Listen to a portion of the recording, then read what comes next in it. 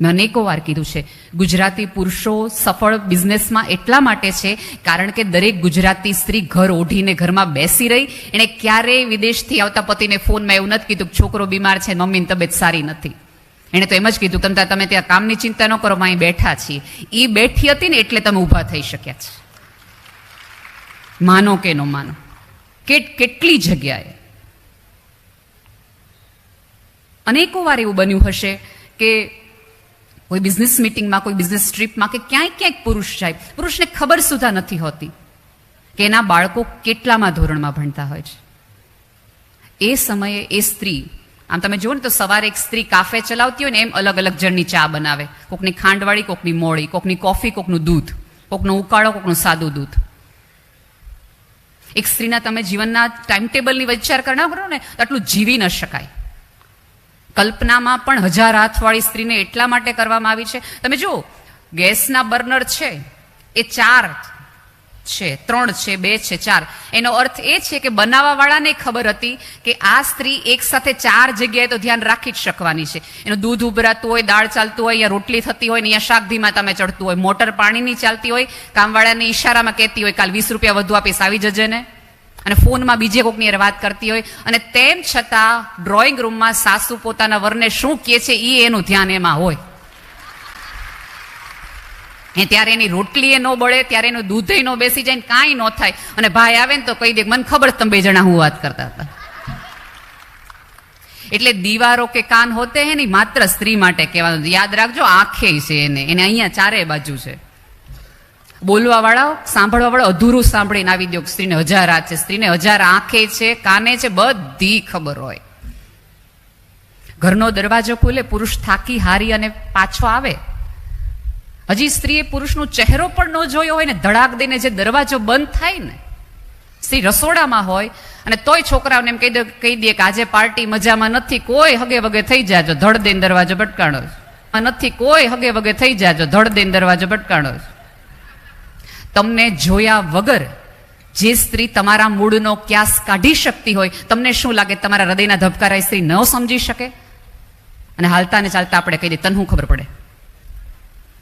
જો ખબર પડવાની જ વાત હોય સાહેબ, તો 3 દિવસનું બાળકને પેટમાં દુખે છે, ભૂખના હિસાબે દુખે છે કે એને પેટમાં વાયુ થયું છે, એ જો સ્ત્રી બોલી ન શકતા હોય, એ બાળકની પીડા એક સ્ત્રી સમજી શકતી હોય તો તમે 40 વર્ષના થયા.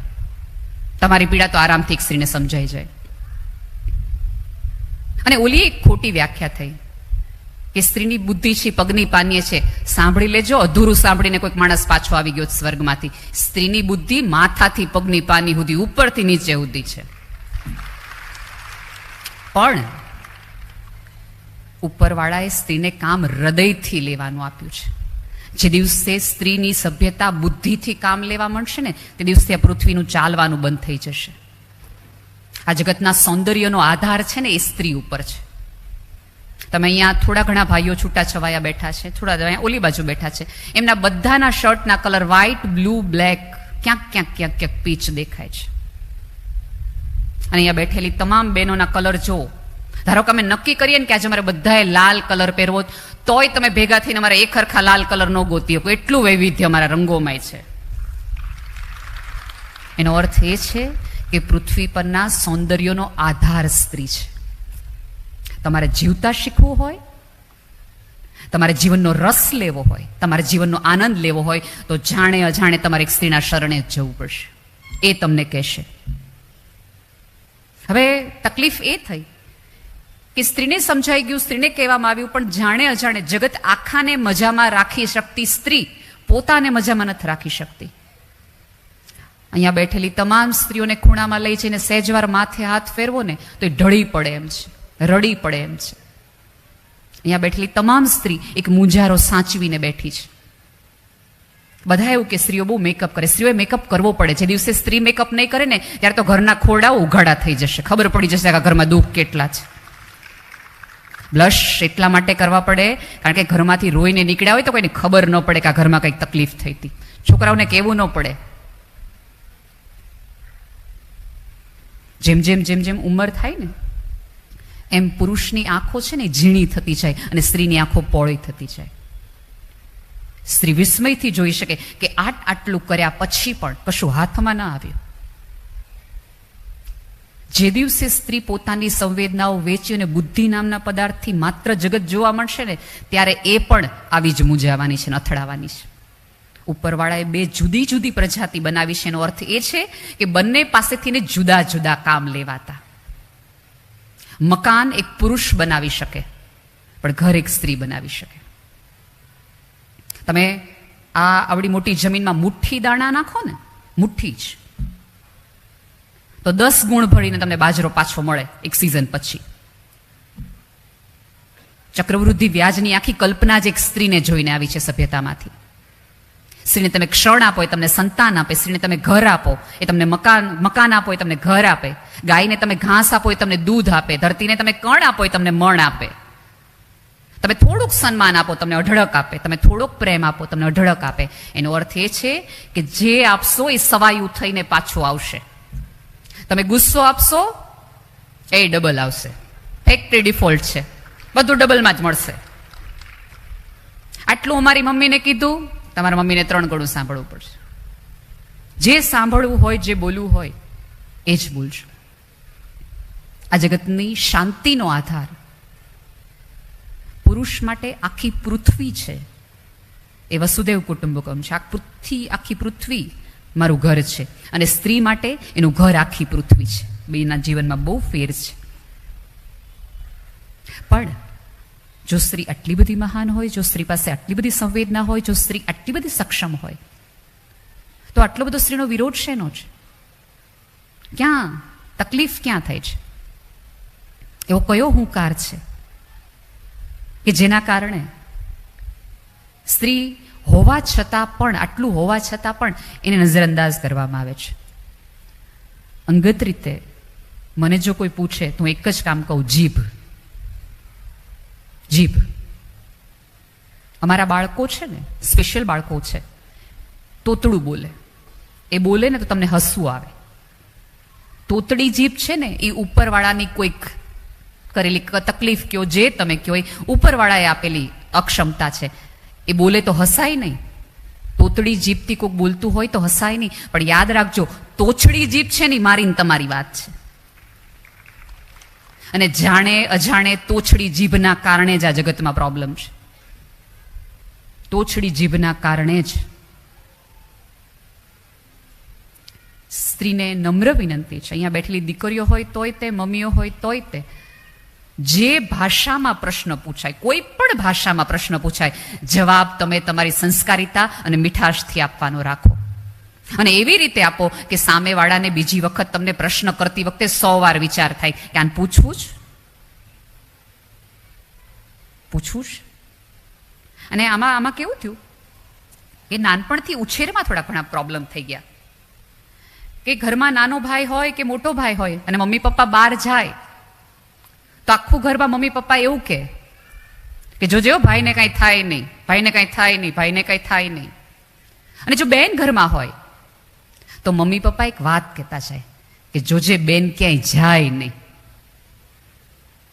પછી છોકરાએ નક્કી કર્યું પુરુષોએ કે આપણું કામ શું છે, તો કે આ ક્યાંય જાય નહીં એનું ધ્યાન રાખવાનું. અને છોકરીના મગજમાં શું થાય કે આ પુરુષને કાંઈ થાય નહીં. ભાઈ રડે તો એને શીરો કરી દેવાનો, ભાઈ રડે તો એને ઢીંગલી કરી દેવાની, ભાઈ આવે તો એને તરતા કરી દેવાનું, કારણ કે ભાઈને કાંઈ થવું ન જોઈએ. સભ્યતાએ સમજાવ્યું નહીં કે થાય તો બેનને પણ. અને આપણને સમજાય નહીં કે અહીંયા અત્યારે નાના 2 ભાઈ બહેન હોય, અહીંયા પ્રસાદીમાં મમરા મળે, એ રંગવાળા મમરા પરસેવાવાળી મુઠ્ઠીથી જે બેન પોતાના ભાઈને દઈ જતી હતી, ભાઈ તું ખાઈ લે, એ જ ભાઈ બહેન મોટા થઈને કોર્ટ કેસમાં કઈ રીતે જાય છે? છૂટા કઈ રીતે પડે છે 2 ભાઈ બહેન? હું બહુ જ સ્ત્રીત્વમાં માનું છું, એમ્પાવરમેન્ટમાં માનું છું, બધી જ વાત સાચી. પણ એક અંગત રીતે વાત કરું કે જો તમારે તમારા પિતાની પ્રોપર્ટીમાંથી ભાગીદારી જોતી હોય તો માતા પિતાની ફરજમાં પણ તમારે ભાગીદારી નોંધાવી પડશે. આપણે એવું છે કે મમ્મીનો સેટ જોઈએ છે, પણ મમ્મીનો પગ ભાંગે તો કે એ તો ભાભીએ કરવાનું ને, એની ફરજમાં આવે. અને મમ્મીઓની મોટી પ્રોબ્લેમ છે કે તમારી ગમતી સાડી, ગમતો સેટ, ગમતી તરત દીકરીને આપે. 3 વખત દીકરાની બહુ એમ કીધું, મમ્મી મને તમારો બહુ જ ગમે છે, મમ્મી તમને બહુ આમ ગમે છે, તો તરત દીકરીને આપે. અને જે દીકરાની વહુ તમને આજીવન સાચવવાની છે, એ દીકરાની વહુને તમે શું આપો? અને એક વસ્તુ યાદ રાખજો, તમારા ગયા પછી લોકર એને જ ખોલવાનું છે. એના કરતાં તમારી હાજરીમાં ખોલી દો. દર જન્મદિવસે ને એનિવર્સરી આપો. 3 જણાને કહે તો ખરી મારા સાસુનો સ્વભાવ એટલો સરસ, દર વખતે કંઈક નવું દે. જેની સાથે રહેવાનું છે એને સાચું. અને અત્યારે તો લગભગ શિક્ષણનું મહત્વ છે. દરેક દીકરીઓ ભણેલી છે.